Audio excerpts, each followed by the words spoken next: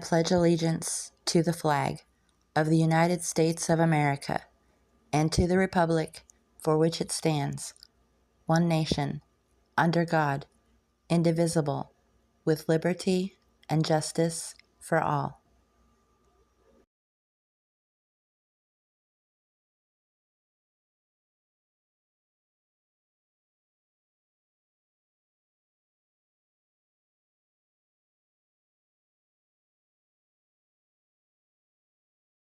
The rest of the story.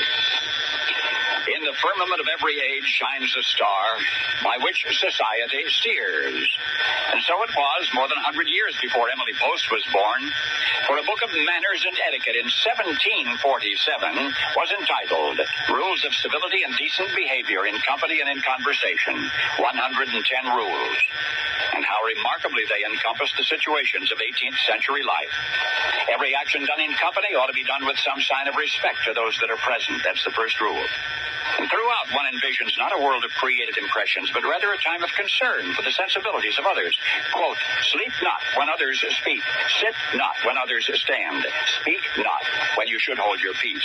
And walk not when others stop. Many of these rules of civility comprise lengthy paragraphs regarding specific protocol and proposed conduct for certain people in certain situations. However, the most charming inclusions are those which are both brief and wise. When a man does all he can, though it succeeds not well, blame not him that did it. Let your conversation be without malice or envy. Speak not evil of the absent. Be not curious to know the affairs of others, neither reproach those that speak in private. And if it seems that the etiquette of days long gone by somehow married manners with morality, why not? Labor to keep alive in your breast, declares rule number 110, that little spark of celestial fire called conscience. Now, much of this 2.5 centuries old book of golden rules includes curiosities which make the reader truly feel the intervening gulf of time. Number 26, for example, in pulling off your hat to persons of distinction, make a reverence bowing more or less, according to the custom of the better bred and the quality of the person.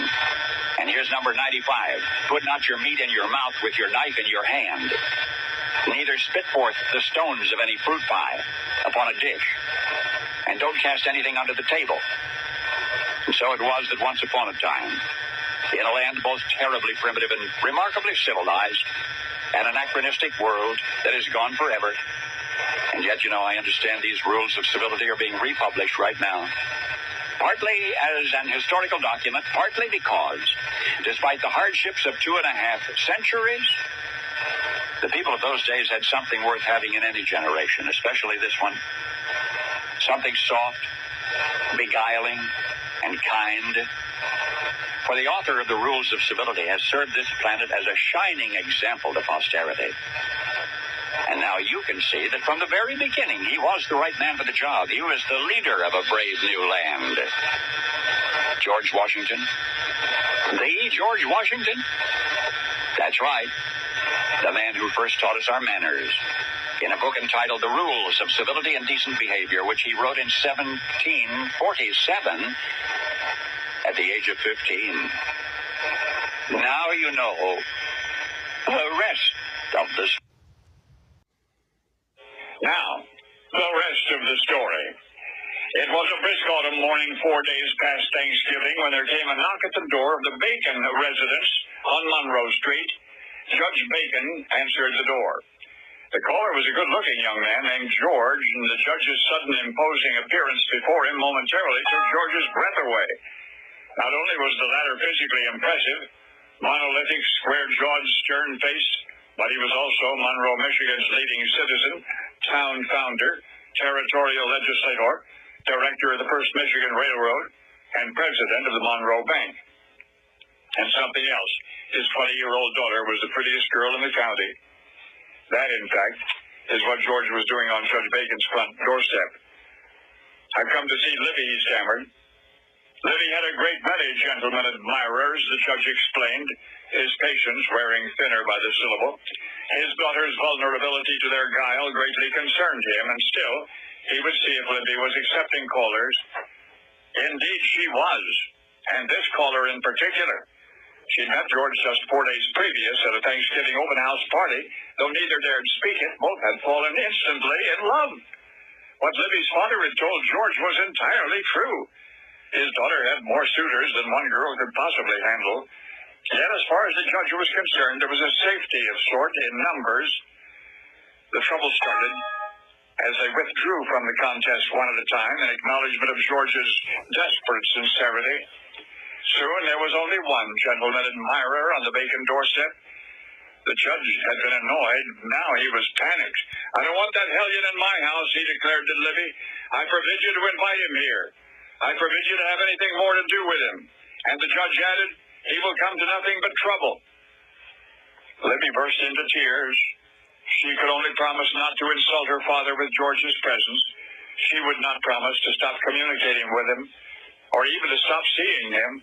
Well, there comes a time in every father's life when he must decide that his little girl is not a little girl anymore.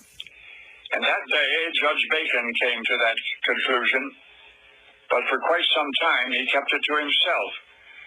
And it was months later that he met with George and told the young man, "I know how Libby feels about you. Now make us both proud." Well, George did better than that. He distinguished himself in battle in the war between the states. He got himself promoted all the way to general. February 9, 1864, George and Libby were married in Monroe's First Presbyterian Church, the most splendid wedding ever seen in the state of Michigan. Judge Bacon proclaimed it. Judge Daniel Stanton Bacon had reconsidered his earlier verdict and reversed his own decision. And history says he was right the first time. But once upon a romance, an already ambitious young gent named George set out to impress a pretty girl's father, and he succeeded. The only thing was he never knew when to say when.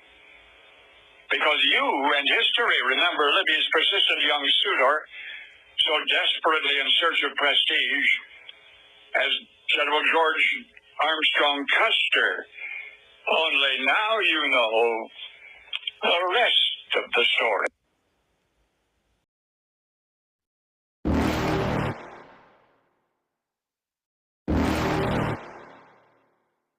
You're never gonna make it, you're not good enough. There's a million other people with the same stuff. You really think you're different? Man, you must be kidding. Think you're gonna hit it, but you just don't get it. It's impossible, it's not probable, you're irresponsible. Too many obstacles, you gotta stop it, yo. You gotta take it slow, you can't be a pro. Don't waste your time no more. Who the fuck are you to tell me what to do? I don't give a damn if you say you disapprove. I'm gonna make my move, I'm gonna make it soon. And I'll do it cause it's what I wanna fucking do. Cause all these opinions and all these positions, they come in millions, they blocking your vision. But no, you can't listen, that shit is all fiction. Cause you hold the power as long as you're driven.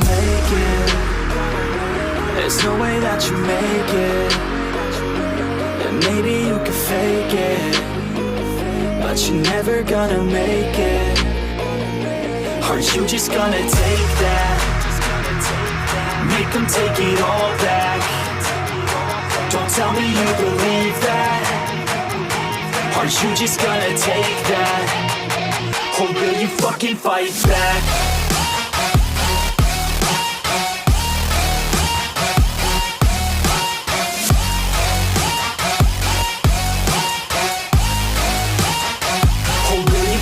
Fight back.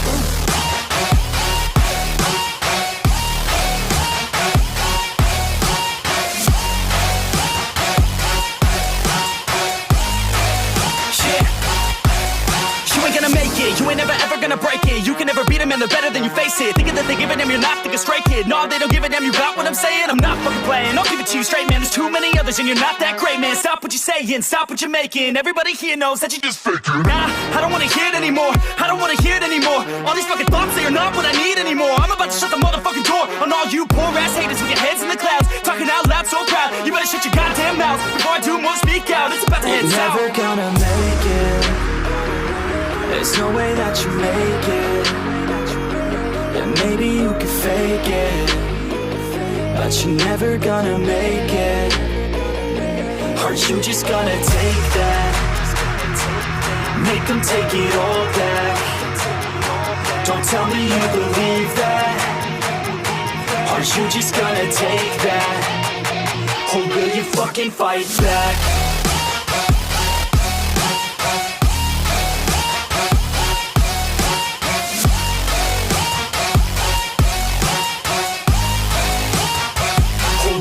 fucking fight back.